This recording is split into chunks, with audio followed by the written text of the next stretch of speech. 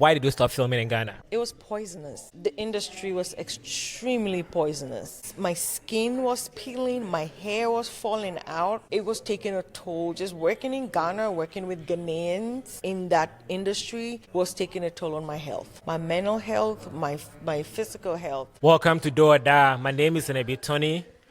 On this podcast, I share my thought on tech and media through the lens of an African. Today, I'm going to do my first interview for this podcast, and is with a Hollywood producer who I'm excited to meet for the first time after 15 years. I'm not that old. I'm saying that because I'm teasing you. I'm saying that because I met you before in 2010. That's true. On the set of your film, Ties That Bind. Yeah, that's true. That's true. Yeah. Do you remember that set? I do remember that set. Yeah, I do remember the set. What's your most memorable experience being on that set? How hot it was. We were outdoors a lot. It was very hot, and I remember my whole entire skin burned. But at the end of the day, we made a wonderful film. So that's the best memory. Mm-hmm. You said how hard it was. Mm-hmm. I was under the impression that you were from Ghana. Mm-hmm. Before that film, had you lived in Ghana before? Oh, yeah, of course. I went to boarding school in Ghana. I went to Mauli School for my high school. I went to Kabori School for my primary and JSS. I don't think it's called JSS anymore, though. But JHS now. JHS now, yeah. So, I'm totally a Volta girl. Yeah. I remember Kabori because I went to high school, St. Peter's, with somebody who went to Kabori. Oh. And we used to call him Too Exy. It was a corruption of Too Sexy because even though it was an all-boys school, we thought he was good looking, so we called him Too Exy. Interesting. Okay, I need to use that name for someone. Yeah. So what were you born in before moving to Ghana? Well, my parents were stationed in India, so we all came out there. And then, military brats, so we went around quite a bit. And then we ended up in Ghana, in Volta Region. Oh. Yep. Okay, that explains why you went to Kabori, because of the military. Yes. Oh, yeah, that's actually true. You know what? I completely forgot that Kabori was a military school with barracks. Yes. Oh, my God, you know better than I do. Yeah. Yes. Yeah, oh my goodness. It was a military school. I have a weird memory where I remember specific things about specific places and people. I'm actually surprised I don't remember that Kabori was a military school. Oh my God. Now I'm going to ask my friends whether they remember. I'm sure they would. I hope they do, because it was Kabori and barracks. Barracks is, I think it was clearer to everybody because it was on the military barracks. That barracks was, so it was barracks school. And it was on the barracks. Yeah. But Kabori was in a more residential, glitzy, bougie area. Yeah, it was totally an armed forces school, yes. I also went to an armed forces school, but in Kumasi. That's why I know about it. Tweenies, yeah. So you said you were a military brat. Which military was your father part of? The Commonwealth. He was part of the Ghana military, but then he was also, of course, Commonwealth means you're sharing resources within all of the Commonwealth countries. So yeah, he was part of the Ghana Armed Forces. He was a flight lieutenant, but then he was also working for the Commonwealth. Yeah. So how does a military brat from the Commonwealth military from Ghana end up in the non-Commonwealth country, the United States? That is so funny, but let me see. School brought me here. School brought me here in late 2000s. I got a scholarship to study film at the Savannah College of Art and Design, but I didn't go straight to school. I took a detour, Maryland, Detroit, and then finally school. Yeah. I googled what are the best film schools or design schools to attend in the U.S. and Savannah was one of them. That's true. Very expensive, but really, really good. I think the school not being in Hollywood or in LA or New York helps when you attend there because you're grounded. Like you're seriously grounded. You're not in school thinking, oh my God, I'm going to be in Hollywood next week. You're not surrounded. And the Savannah is so small and so focused on whatever it is that it's doing. It has tourism, it has food, then it has a colonial past, civil rights era for America. So everything is really focused. So when you're in school, nothing distracts you. You're in school and you make it happen. And then, of course, Savannah also lends itself to you creatively. All the parks and squares and all the haunted buildings and all the ghosts. I remember being haunted by Mr. Kehoe in the Kehoe house. Oh, yes. Oh, my goodness. Tell me about it. Yeah, because when I was in school, I worked night shift, and a Kehoe house was a hotel. And legend has it that Mr. Kehoe was in the attic. And I would work the night shift. So my friend Nicole would come stay with me because I kept hearing somebody. Yeah. I kept hearing footsteps in the attic, and everybody said it was Mr. Kehoe. So I don't know. I didn't even want to find out. I did not even want to find out, but oh my God, I have so many good memories of Savannah. I got lost in a cemetery. Whoa, what were you doing in the cemetery? Filming a vampire movie. I was doing the makeup, and so I was on base camp, and the set was in the middle of the cemetery. So they needed makeup, and so they sent a PA for me. Dude did not know where he was going, and we got lost in the middle of the tombstones. Oh my God, oh my God, oh my God. What time was it? It was past midnight. Whoa. Imagine getting lost in the cemetery past midnight. You know what? I was screaming Jesus, like I crouched down on the floor of the car. I was like, Jesus, Jesus, Jesus. And then I raised my head, tombstone. The headlights shine on the tombstone. And the Bonaventure Cemetery is an old cemetery. So they had all these weird tombstones like angels and carvings. Yeah. Oh my God. I would never forget that experience. Yeah. I would never forget that experience. So was that your first film you worked on over there, or was there other films you worked on before that?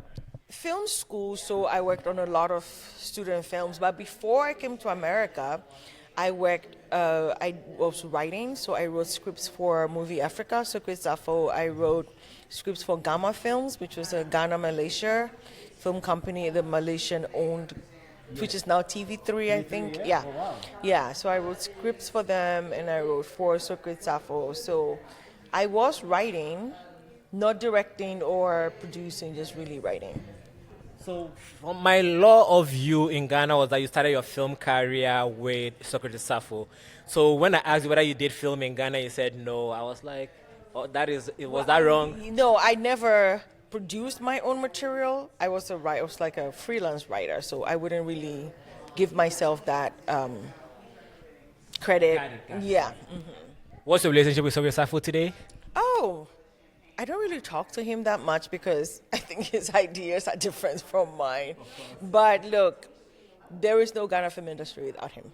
He made some of the films that really revolutionized the Ghana film industry, like Zinabu. I would never forget that film. I think that's actually how I got to intern with him, because Zinabu scared the crap out of me. Whoa. So when my dad said, listen, if you want to be a filmmaker, you should go understudy a filmmaker, I remembered Zinabu and I remembered him. And he was so progressive even back then because his production company was in the telephone book.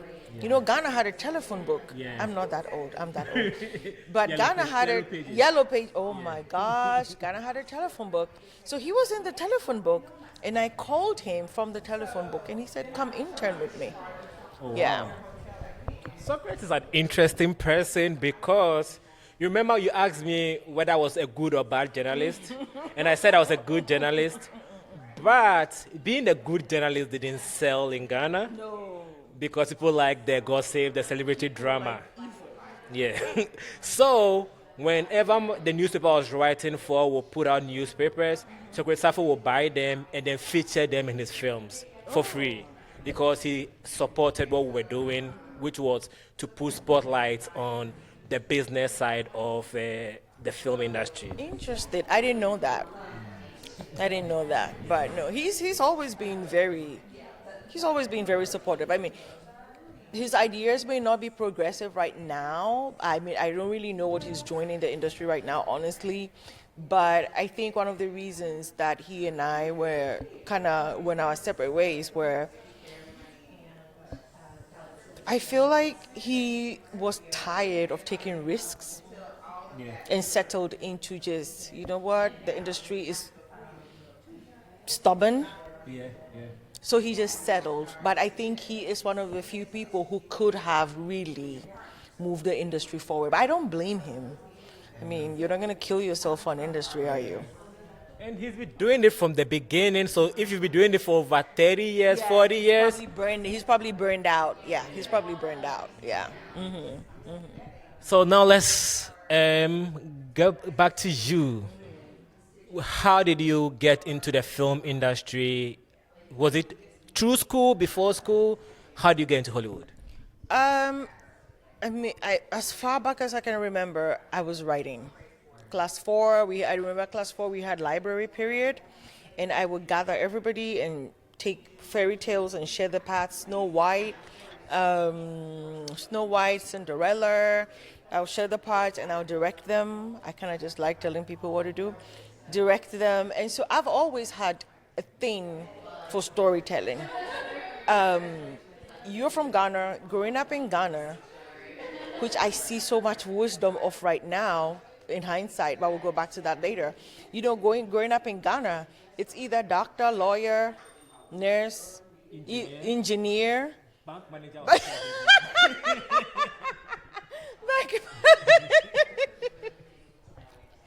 There were certain go-to careers. Yeah. So I remember bank manager because my dad wanted me to be an accountant, and I said I didn't want to be an accountant, so the compromise was banking and finance. You see. So so for me and my sister was going to do law, and I was going to do medicine. So that was the path. But you know, when you know, you know. When you know, you know. I just woke up one morning, I'm like, you know what? Medicine is not for me. Because I went from saying I'm going to be a gynecologist, and then I got more interested in the whole Nancy Drew, and I was thinking about forensic science, you know, but... So that's your film mind, forensic. Well, I know right now, in hindsight, I'm like, you know what? That's actually what I was thinking about. I think I was supposed to be a horror filmmaker. Who knows? But, yeah, so... And I think that when Nigerians call it the chi. Yeah. When your spirit and your destiny align, doors open. It's when you're fighting against it that you hit roadblocks. But then when you follow the path of least resistance, right? So that was it for me. It got to a point in my life where I knew I had to follow the path of least resistance. And when I did that, the path was clear. And I found myself where I am today. Now, specifically, how did the path clear? You know what? Sometimes I don't even know. But again, if you're aligned, you know, but then of course, there's also a lot of hard work involved. There's a lot of putting yourself out there. I think for me, the door opened in film school. Because Savannah affords you a certain opportunity where your professors are industry professionals. Wow. So a lot of my professors were industry professionals. And so the professor who really took me under his wing was Winrick Colby. He was, God rest his soul, he was the director of the Star Trek series. Oh, wow. So he took me under his wing. He really just told me where to go. Unfortunately, he died too early. Otherwise, I know I would have probably gotten an Oscar by now if he was still alive. But, you know, all in God's time. We don't work for Oscar. We just work to tell stories that will impact lives, you know. But so that was it for me. His guidance, my own perseverance, my own dreaming of something better at, you know, every opportunity, and aligning with God's will for my life, honestly. When you were talking earlier, when you said aligning with God's will, I have this quote that is in my room, in my bedroom. It was a Jay-Z quote that he did the interview with Oprah from, I think, 2009. He said 3 things you need for success are talent, effort, and luck. And he said his definition of luck is whatever your belief is. If you believe in God, luck means your God, yeah. Grace, Yeah, because yeah. you can't make it without any of that. No. It's absolutely, because I mean, think about it. People who have never mentioned God are successful. How did they get it? You know, I believe strongly in what people will call energy. I think we Christians, we call it grace. So once you align yourself with that, the path is clear. But you also have to do the work. Of course, yeah. You have to do the you have to do the work, because you cannot say I want to be a filmmaker and then when I say do the work, I mean do it well. You can say I want to be a filmmaker, then you continue making bad films. Nobody's going to notice you. You cannot say I want to be a filmmaker and then you don't accept criticism. You cannot say I want to be a filmmaker and not put yourself out there. Festivals, setting yourself up for competitions, If you do not put in all of that effort, grace is not going to find you, because grace doesn't work like that. I wanted to ask you this too. When you were talking, this is recorded after you did a masterclass on funding films. And one thing you said that stood out to me was you mentioned confidence, right? And I was listening to Manifest's new album, My Way Here. And Manifest, there was a line on the album where he said, "This confia get them from Kitty Time," right? And when I was listening to that line, it hits me that almost everybody I know from Ghana specifically and other African countries who are successful in the US have some level of confidence that comes from maybe from where we were born or whatever. That is my view. What do you think about that? Surviving in America as a black person with an accent is very difficult. And I think as you surmount every discriminatory event, you build confidence. If you face the first one and you can face the second one, you've built confidence as you go along. So you get to a point where you just have it. Because you've already, what's your bias? I've already dealt with it.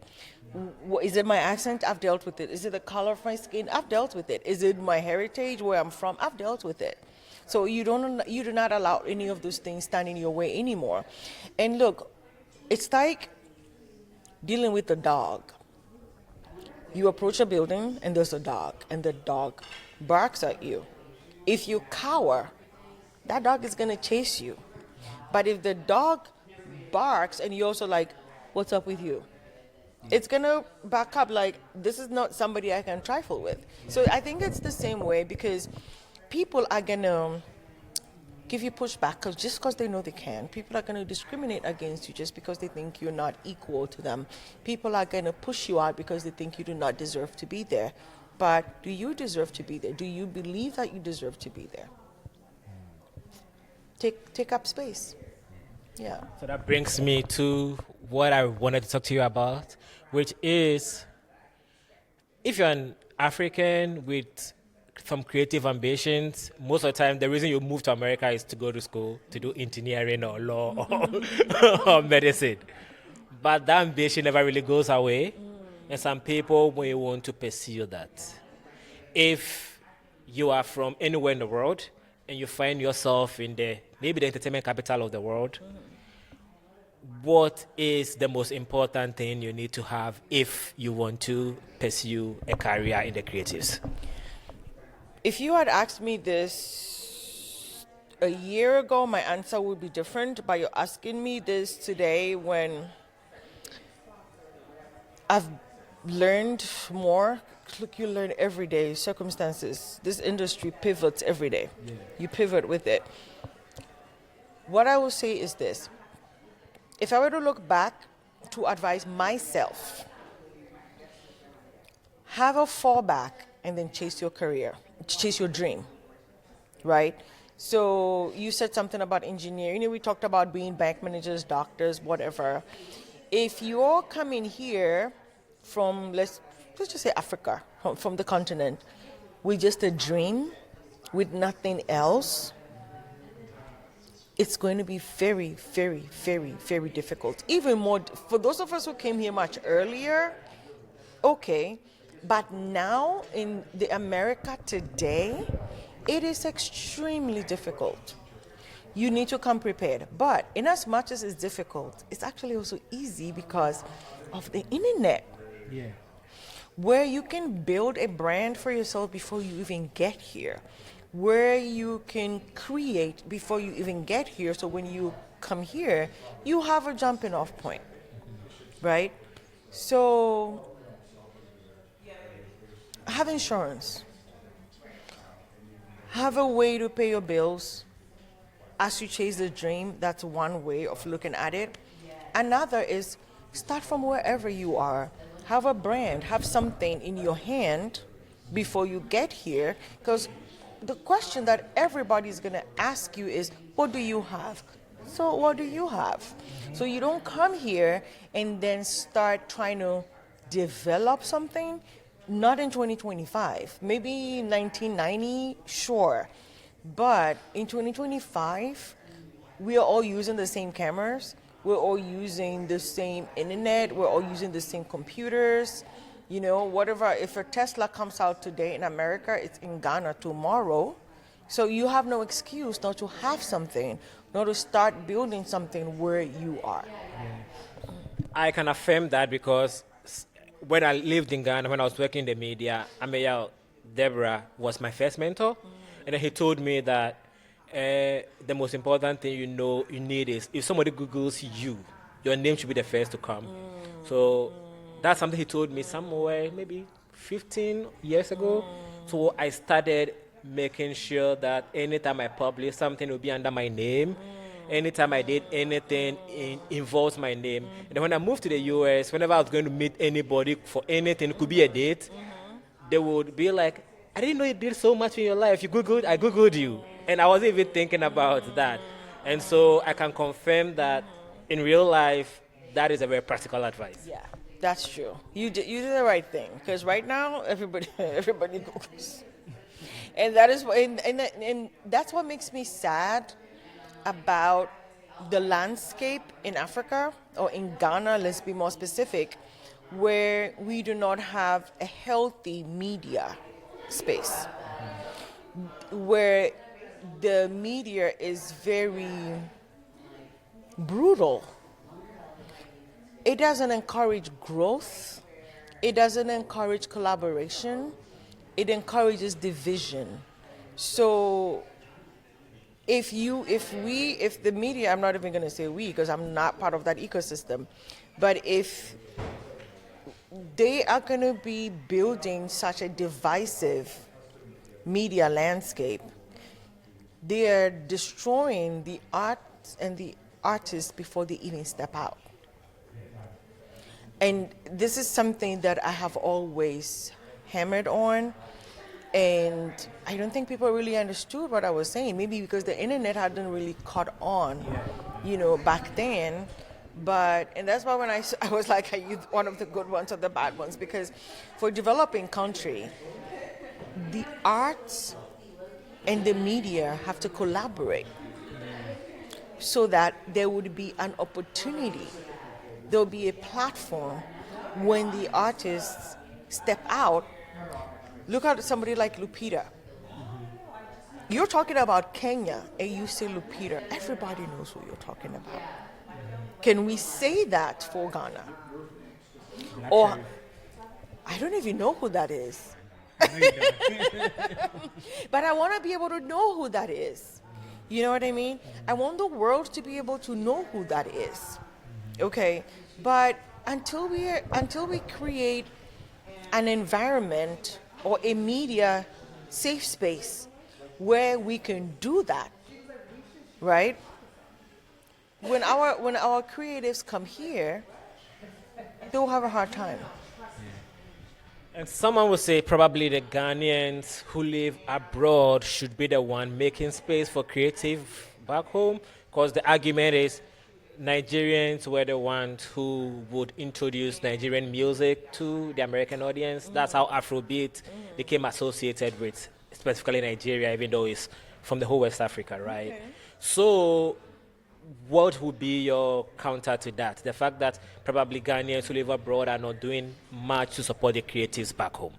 I would not disagree with that because I will be honest with you, the Ghanaians who live in the diaspora, most of them are very high income earners. Their earning bracket is huge. I mean, in Los Angeles, every Ghanaian I know in Los Angeles is doing extremely well.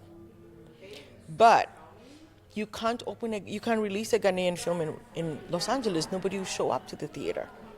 So to a point, they are right that assuming creatives can have a space where their own people, because I remember a Nigerian film that premiered in LA. If we hadn't gotten there early, we would have sat on the floor. Wow. Huge UCLA cinema, maybe 300 to 500 seats. We would have sat on the floor if we hadn't gotten there early. And the crowd, we forgot that we were in it because they were talking. They were, oh my God, did he do that? The engagement, I was like, can you go keep quiet so we can watch this movie, please? But I was excited to see that. You would never see that with Ghana. You will never see that, and that's disappointing. Why do you think that is? It's the same reason why a blogger would just be bent on writing divisive articles about creatives in the country. It's the same reason why creatives themselves would just badmouth each other out of spite, out of jealousy. It's a thing of I want to lead. It's a thing of I want to be the best. It's the thing of I want to be the only person in that space, and that is not healthy. So I think here the Ghanaians abroad know that about their people, where that we don't support each other, that we're not happy for each other, that we always want it with crabs in a bucket. So I think the Ghanaians hide.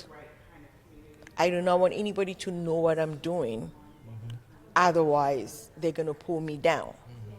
They're going to drag me down with them. I think that's the mentality. Yeah. So I think it's a self-preservation thing. Yeah. That makes sense, because usually whenever your parents in Ghana, I'm a very outspoken person. It's something my parents will advise me on. Need to hide. Yeah. Yes, hide. Yeah. So when you have a fallback and insurance and you are getting into the creative space, what are the practical steps you can take to make yourself visible? Apart from maybe you have insurance, you have some notoriety from back home before you get here. When you are here, whether it's film or music or even visual art, what are some of the things you can do to make yourself palatable? Every path is different, just like you listed, film, music, visual art. Every path is different, right? So if it's film, networking. Even music is still networking. More of the visual, the painting, sculpture. The beginning is networking. You have to assimilate first into the community. When you assimilate into the community, then it's gonna open up resources, and then now you use those resources to build your art wherever you find yourself. All right. How has the path been for you? Has it been good? I have a specific question from your masterclass earlier. When you said you were offered for your first feature film, you were offered a buyout, and you turned it down for a distribution deal. And I was wondering what went into the decision, because I think it's important for creatives to know what deal is the better deal at which point in their lives. Depends on how much you're being offered, right? So if you're gonna offer me 200,000 for a film I made for $1 million, what am I gonna do with the 200,000? It's fine. Don't give me 200,000. Give me 1 million deals. That's 5 million. So now I can go and make 3 or 4 films rather than you giving me 200,000. right? So it really depends on what deal you're being offered. What deal are you being offered? What is a better deal, right? So it all boiled down to the terms. Oh yeah. At the end of the day, that's what it always. Not the terms and the tomorrow of the terms. With what Ryan Coogler just did with Sinners, and everybody's going crazy. I was laughing to myself. I think he gets it back in 15 years. It's the same deals I did for all my films. I get all my films back in 15 years. Yeah, I remember him saying in an interview that it's not an original deal. It's something that's happened a few times. 100%. It's not happened at that level, maybe for that budget, but I get all my films back in 15 years. That's the deal I made for all of my films. Wow. So it's not a new deal. It's we do. Some people do 25 years. I would never do 25 years. I think one of my films is even 10 years, which is coming up, and I get it back. Which one is that? I think it's Sinking Sands. Yeah. That's the one I thought in my head. And yeah, good. 10 years, right? Yeah, absolutely. So it's don't sell everything you have. Don't give everything away because you're desperate. Keep some things for yourself. Don't allow desperation or fear to drive your deal-making process. Be patient about it. And that is why networking and assimilation is important, because when you assimilate and you understand how the industry works, you know when you're being taken for granted, and you know when you're being offered something that has longevity. Okay. Yeah. So speaking of Sinking Sands, I think your first 2 or 3 films were filmed in Ghana. From Sinking Sands. I don't know whether that's your first. I Single Farewell was my first film, but I don't like talking about that film at all. Just live it where it is. Let the dead remain dead. But officially for me, Sinking Sands, it's my first film. It's my favorite film of all my films, honestly. And then I did Ties That Bind, and then after Ties That Bind, the industry was just. Yeah, that's what I wanted to ask you about. Why did you stop filming in Ghana? It was poisonous. The industry was extremely poisonous. It did not encourage growth. I think, to be honest with you, I could actually, my skin was peeling, my hair was falling out. It was taking a toll. Just working in Ghana, working with Ghanaians in that industry was taking a toll on my health. My mental health, my physical health. It was important for me to just get out. I know about some of the behind-the-scenes fights because I was a journalist, so some we had to report on, some you hear about and don't really report on it. Yeah, so I can understand where you're coming from. Do you feel like sometimes, so I also can understand why you can see why Socrates Safo will give up at some point, but do you feel like sometimes people like you have to keep fighting if you want to see something good? If the people you're fighting for are fighting you, how do you keep fighting? You understand? The people you're fighting for are the ones fighting you. What's the point? And it's not that they're fighting you because they have better ideas. They're just fighting you because they don't want you to have the idea. And they don't have the idea. So what is going on here? You get it? Fine, you don't want me to have the idea. Do you have the idea? If you do, bring the idea. You don't even have it. Why are you fighting? It doesn't make sense. Like, the whole thing is just so juvenile. The industry is very, very, very, very juvenile. And if I saw a still from Ryan Coogler's set where they had these, I forget the name of the cameras, but there are multiple small cameras that Michael B. Jordan wore around his neck, and each was taking frame by frame of his reaction. That's how we're making movies now. That's how progressive the film industry is. And my people are still back there fighting over who shot on red and who's wearing what to a premiere. I'm like, really? You understand? We need to be past all of that right now. Give me one Ghanaian company that's doing distribution on a large scale. I know people who've tried, but it's hard to. Because of the crabs in a bucket attitude. You understand? If somebody starts a distribute, and then most of the people who have tried have all come to me, and they fail for the same. All of them have failed for the same reason. The industry is not supporting them. Most of them who have tried are not industry people. And I feel like there's something about the Ghana film industry, and I'm speaking for film because that's what I know. There's something about the Ghana film industry where if you do not belong to a clique, you will get fought. You have to have a gang, which doesn't make sense, you know. So the people who have tried the distribution have not been part of the mainstream film industry, and so they've always had opposition. And it's almost like, oh, I'm going to give you my film and you're going to make money. That's distribution.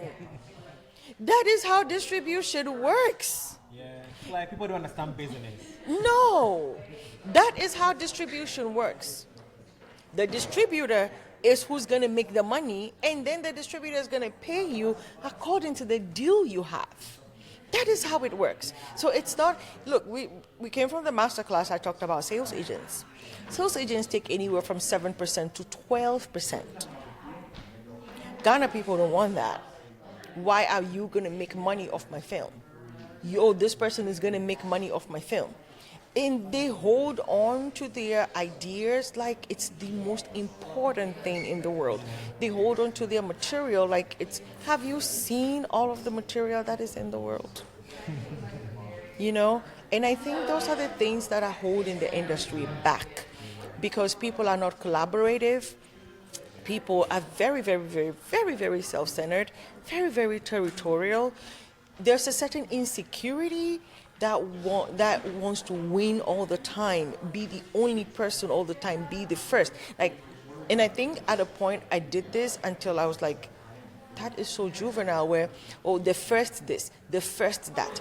So what? So what you're the first? Somebody has to be the first. But the truth is, the end crowns the beginning.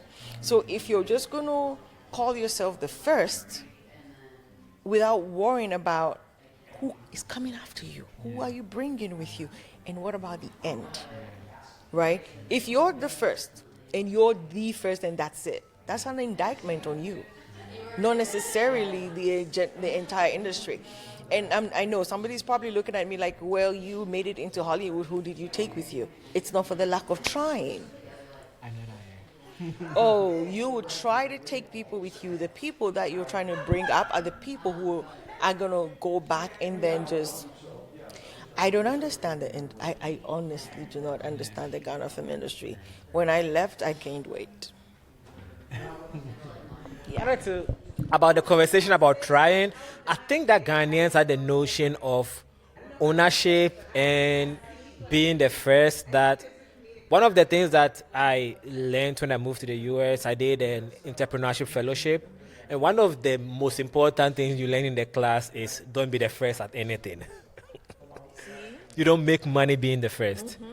I remember my group did a competition, which thankfully we won.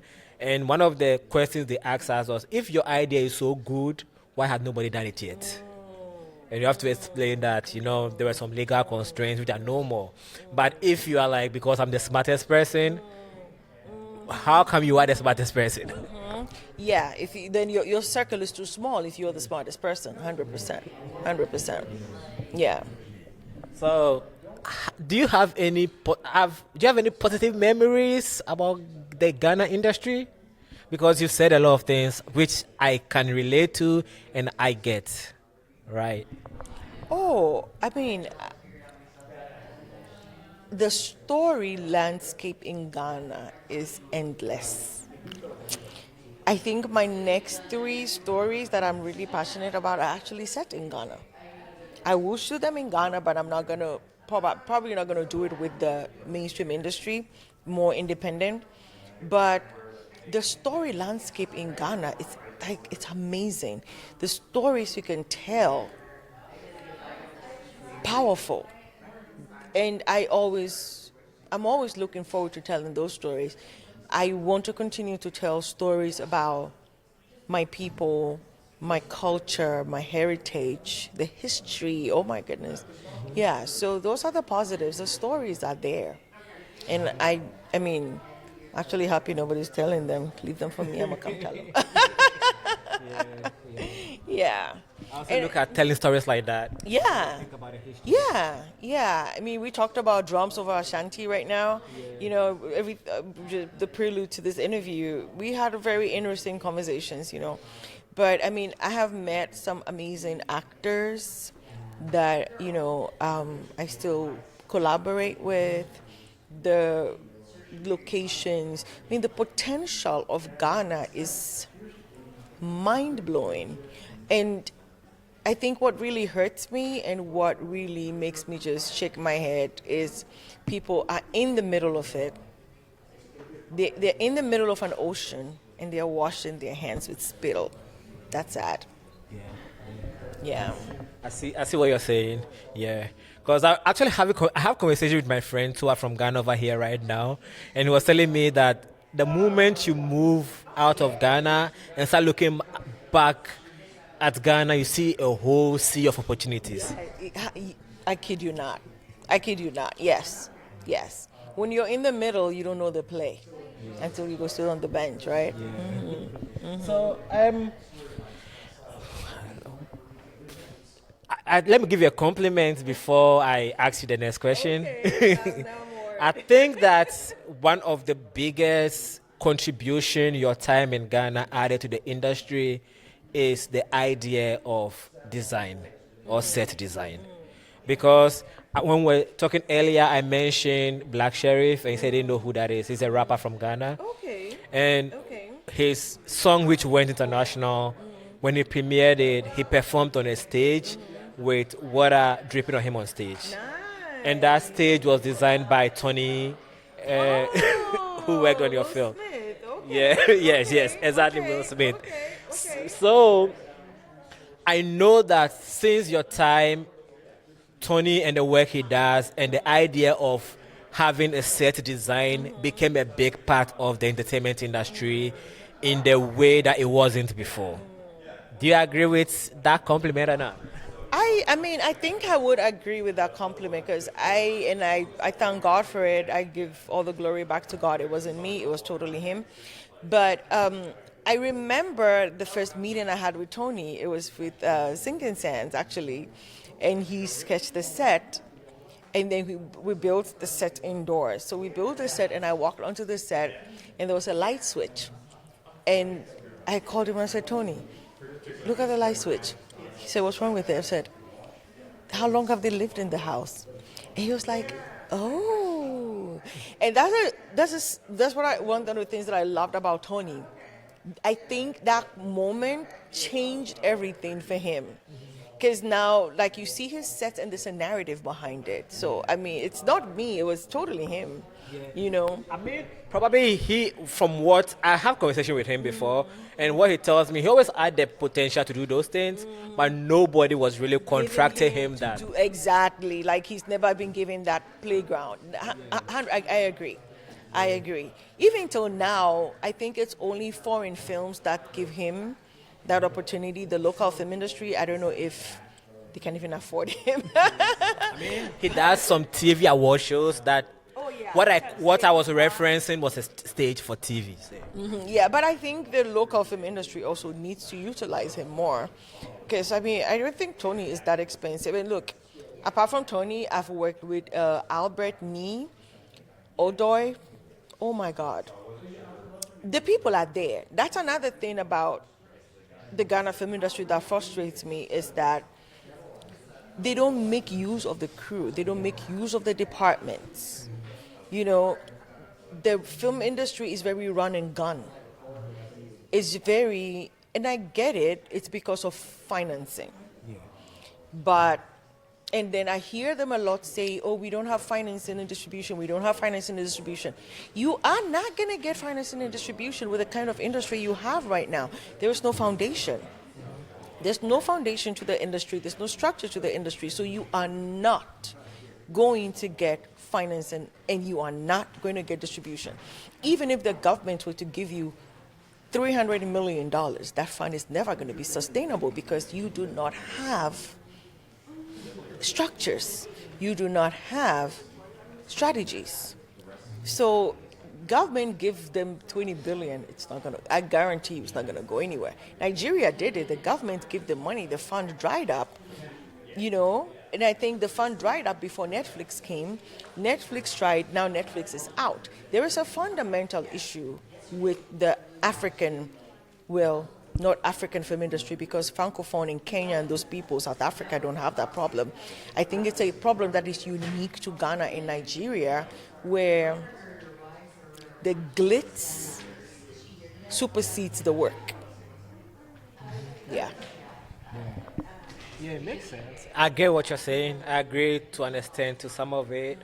And the Netflix thing, I've actually been thinking about doing an episode of my podcast on Netflix because I think the story is more complicated. Oh, it is. It's very complicated. It's not just, we're getting out of night. No. I don't think it has to do. I mean, I can't tell you. I have my personal insight because it was something that some of us complained about when we saw the content that was from Ghana, Nigeria, that was on Netflix. Because the only thing I would say is when I started seeing the content, I was like, this content is not sustainable.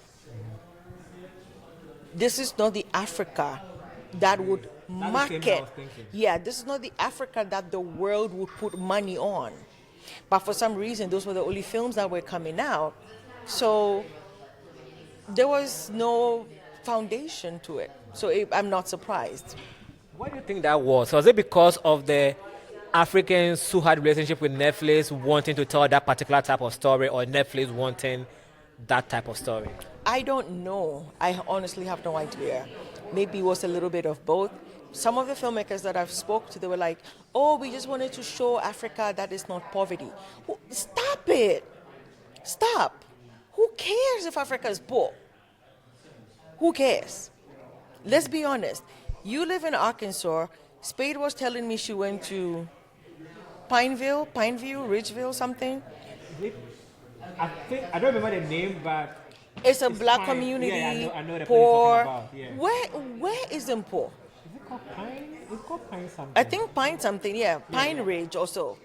Like Pine Bluff. Pine Bluff, thank you. Pine Bluff. Where is them poor? But it feels like we keep trying to get validation from the West. We keep trying to tell the colonial master, hi, I peed by myself. Can you say congratulations? I peed by myself. Look at me. I peed by myself. I put my pants back on. Who cares what the colonial master thinks of you? The colonial master is interested in money. The world is moving with money. It's all about green. Look at Elon Musk. You think he would be this close to Trump if he didn't have money? Why did we people even vote for Trump? People voted for Trump because he's a millionaire, let's be honest. Okay, because Trump has ideas that a lot of other people who should run against him had. But why did he win? He won because, he's rich, he's not going to touch our money because he has his own money. Right? It was the allure of being rich that got him some of the votes. If you are telling stories about Africa that are bankable, who cares if it's poor? You understand? I get it. Look at a movie like Beast of No Nation. I have a big problem with Beast of No Nation because I don't subscribe to an Africa that is war-torn. But there are other... look at Woman King. Again, war, but still. Tip of my tongue. There are a couple of movies that have filmed on the continent that did well, that were not necessarily about, Invictus, I know in South Africa, Serafina, we all talk about Serafina till today. I'm drawing a blank on some of the films that I'm thinking about. Yeah, what you're trying to say, which I get it, you can tell a positive story about Africa without it being glamorous, right? Yes. Because they are warriors in our stories. Yes, exactly. Because why am I seeing somebody wearing almost 30 yards of fabric because the movie is supposed to be glamorous? Why is everybody wearing weave? Why is everybody, who cares? Everything has to be a mansion. Everything has to be a Range Rover and a Mercedes Benz and a private jet. Who cares? You have to understand, the West is not interested in knowing that you are rich. And until we treat the West like the narcissists that they are, we're not going anywhere. Give them what they want to see about you, but and that's a formula I use for like cotton twines. You want to see poor Africa? I'm going to give you poor Africa, but I'm going to give you in a way that will shock you, in a way that is going to make you forget about poverty, about war, about Africa. I'm going to tell you a human story. That's true. That you can relate to. Because I remember when we premiered Cotton Twines in Colorado, someone came up to me and said, "Do you know we have child brides in Colorado?" I'm like, "What are you talking about?" Apparently, there's a religious community where they marry off girls as early as 14 in 2025 or 2016 at the time, right here in America. Who knew? I didn't know that. Exactly. Think about the Hulu's Handmaid's Tale. You know, it's shrouded in true stories, right? So tell human stories. Who cares if they are driving a Range Rover? Who cares if they are driving a beat-down truck? So long as the person, the character is human, relatable, redeemable. That's the most important thing. But I feel like we've traded trying to prove to the West that we are not poor. We're telling human stories. Tell the human story first. All the other things will follow. Yeah. And even with Netflix, I believe, I don't have the metrics, but I believe one of the most successful Netflix African movies was King of Boys. Okay. And King of Boys is supposed to be this rich woman who lives in the glamorous neighborhood, but she runs a gang of guys. So there's a lot of showcase of gang activity and slums in Nigeria in the King of Boys.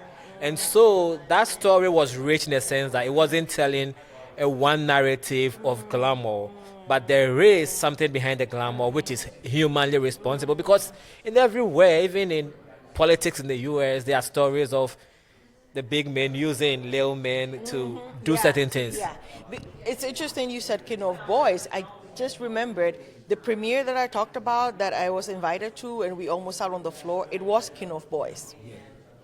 And that theater was like we didn't even get to listen to anything. The theater, everybody was talking about the movie. I'm like, oh my gosh, shut up, let me watch this movie already.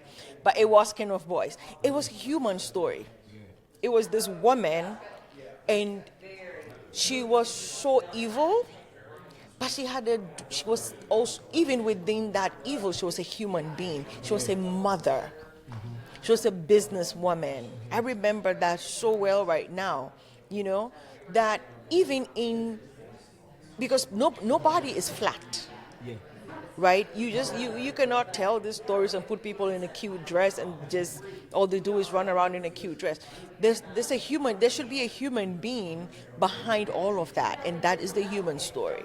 Yeah, and I think that is what resonated with people. Yeah. I thought it was going to be a 30-minute interview, and I believe we've been talking for almost an hour now. Wow. Okay. So to end, maybe let's talk about some more personal stories. Do you consider yourself Ghanaian, African, Black, American? What do you consider? What is your most important identity to you? I am all of the above, but my most important identity is woman. Yes. Why is that your most important identity? Because, one, I am a woman. Two, it takes a woman to tell the story of a woman. You know, something personal. I had surgery last year, and just coming out of it, I look at my fellow women, and I'm like, we're warriors, you know? Who else would tell those stories? I see men telling stories of women, of the emotions of women. I'm like, you can't tell that story. I can tell my story better.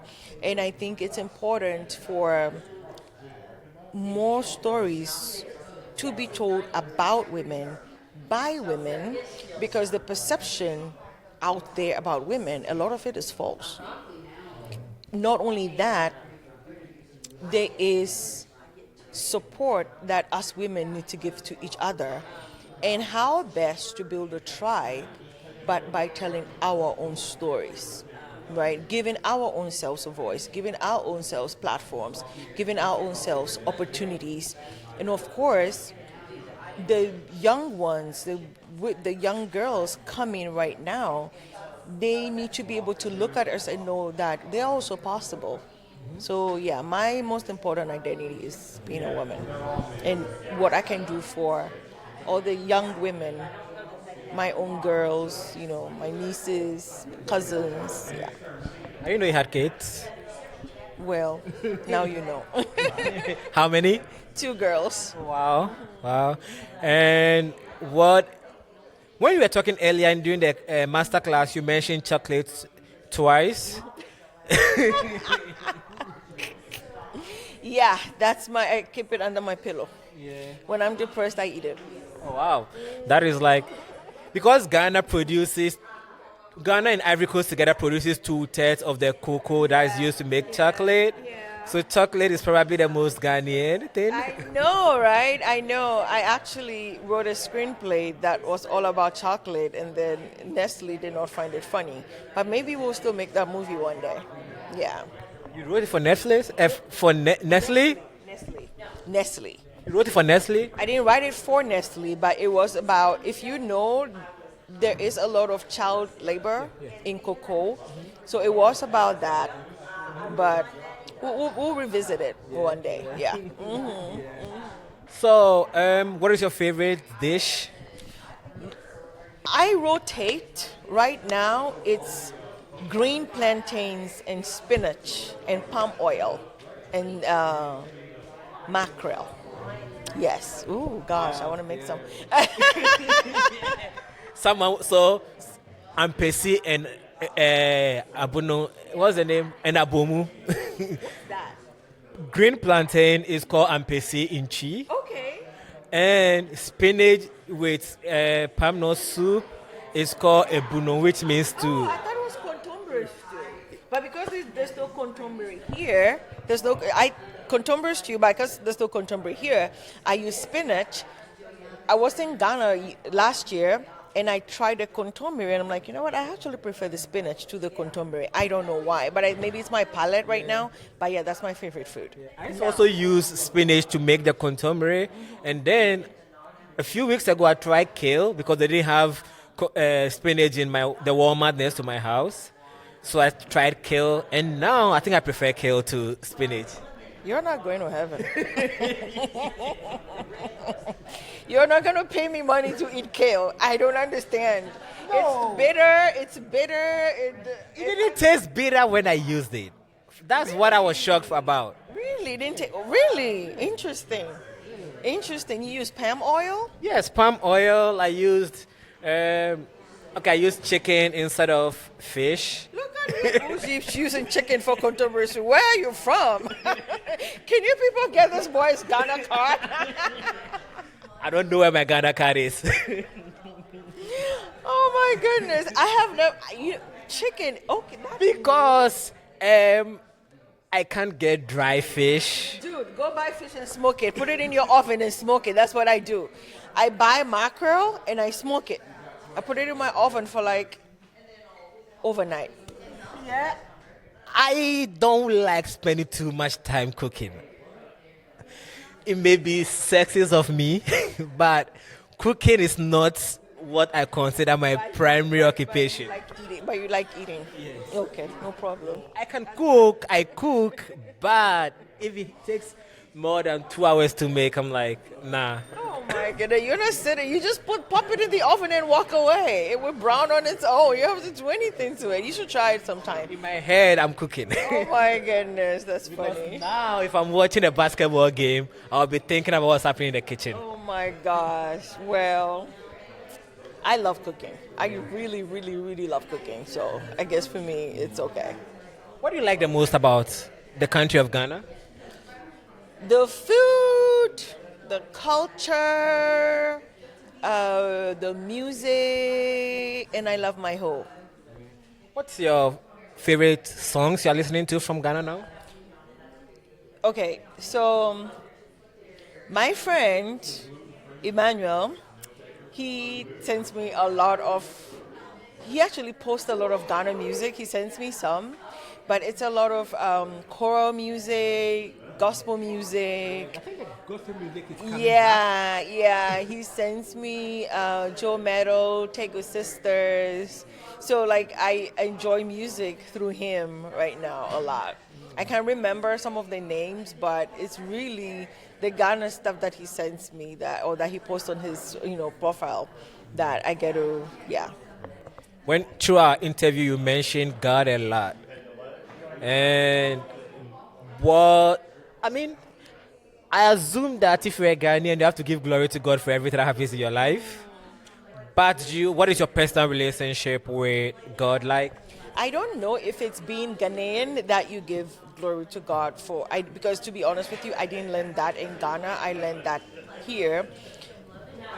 If I so I went through a personal crisis. My sister was vegetative for 2.5 years, and then she died. And I mean, I was Christian. I've been Christian since I was a kid. But before my sister died, I think I started having some existential crisis. Or even before she got sick, I was having an existential crisis. I was having a problem with how religion was taught to me in Ghana. But the surgeon with my sister, after she died, a new crop of friends that came into my life during her sickness, it it shaped my relationship with God, and I've just gotten to a point in my life where I don't stress about anything. I mean, look, I work in film, I stress, but I've learned to let go of things that are out of my control, and I just say to God, you know what? It's your name on the line, so I'm gonna tell everybody it's you. So, So you are gaslighting God. I am setting him up. Yes, yes, yes, yeah. That's beautiful to know. And we all come to an understanding of God for different reasons at different times. Yeah. Because I was raised religious, and I consider myself became Christian at the age of 17. But I feel like these days I'm getting closer and closer to God. Yeah, I feel like the way religion is taught to you in Ghana and the way religion is practiced in Ghana is very different here. Because in Ghana, it feels more like a transaction. Religion in Ghana is a transaction. Do for God, God will do for you. But it's not the same here. Here, it's about community. It's about faith. It's about having a personal relationship with God and living that relationship with your community. And for me, it's a much better, and I think that actually is what Christ was thinking about when he when he allowed himself to be killed, where there is oneness through his sacrifice, not transactional. And that was why I said I was having existential crisis, because I was nursing a little girl, Doris, at that time, and she was blind, and I didn't understand. I didn't understand why this little girl, 3-year-old, 4-year-old, would lose both eyes. It didn't make sense, and that is when then my sister got sick, and I realized the way God is taught to us in Ghana, not all the religions do that, not all the denominations do that, but some of the denominations, God is transactional. And that's not God, Jesus didn't die for that, for his sacrifice to be transactional, and so I really separated myself from that teaching. So right these days when I go to Ghana, I don't go to any church at all. My friend who sends me music, I kind of listen more. When I'm in Ghana, I kind of more align more with his idea of God and faith and his religion, his Seventh-day Adventist. I feel like I align more because I don't feel God is transactional the way he approaches. And I tell him that all the time, that the Adventist church is demonized, but they don't teach God in a transactional fashion. Even the Catholic Church, even the Baptist, there are certain denominations just they don't teach God that, oh, give God and God will give you. You know, it's just about community and faith. Community and faith. Christ has done everything else already. Why am I doing all of these fantastic things extra when he's done, you know? But yeah, it's just living under grace. That's all it is, really. This interview could go on for hours. I thought it was going to be a 30 minutes interview, but now we are over an hour. And I appreciate you for giving me so much of your time. Yeah, and I hope I get to learn, after the interview, get to learn more from you about filmmaking. Because Barry, who is the organizer of the Rajas Short Film Festival, have been trying to get me to make film for the past 2 years. So hopefully I get to do it at some point. We'll be rooting for you. We'll be rooting for you. Yeah. And thank you very much. And I appreciate everything you are doing. When anything you do and are successful at for yourself reflects on everybody else from Ghana and the continent of Africa. So everything you are doing in film reflects positively on the continent of Africa. Because whenever you are successful, anywhere I go, and I mentioned I'm from Ghana, they're going to say, oh, Leila's country? Yeah. It will happen for all of us. I would also mention you and they'll be like, oh! So, yeah, works for me. Thank you very much. Thank you. Thank you so much for having me.